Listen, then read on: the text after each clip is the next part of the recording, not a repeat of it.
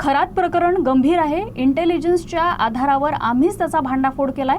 या प्रकरणी पीडितांना धीर देऊन समोर आणण्याचे प्रयत्न सुरू आहेत। चौकशी सुरू असून कोणालाही सोडलं जाणार नाही असं मुख्यमंत्री देवेंद्र फडणवीसांनी म्हटलंय। मात्र विरोधकांनी याचं राजकारण न करण्याचा सल्ला देखील फडणवीसांनी दिला। ते नागपुरात बोलत होते। खरात यांचं प्रकरण अत्यंत गंभीर आहे।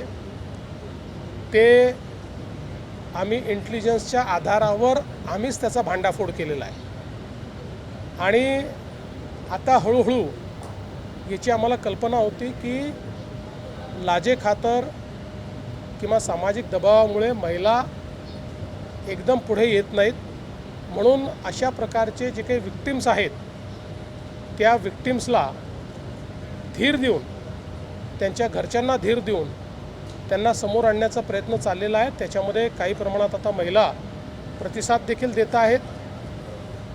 या संपूर्ण प्रकरणाची अत्यंत वरिष्ठ स्तरावर मॉनिटरिंग होते आहे। स्वतः डीजींना मी सांगितलेलं आहे की त्यांनी याचं मॉनिटरिंग करायचं आहे। याच्यामध्ये SIT तयार केलेली आहे।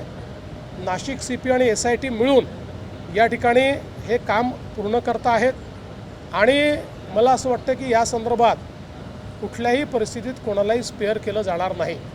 आता याला राजकीय रंग देण्याचा काही प्रयत्न चाललेला आहे। कोणाजवळ काही पुरावा असेल तर त्यांनी तो निश्चित आणून द्यावा। तथाकथित शक्तींचा उपयोग करून महिलांना भरीस पाडणं यापेक्षा वाईट गुन्हा असू शकत नाही। काही झालं तरी त्यांना त्याची शिक्षाही भोगावीच लागेल। सरकार आणि पोलीस याकरता जे करावं लागेल ते करायला तयार आहे।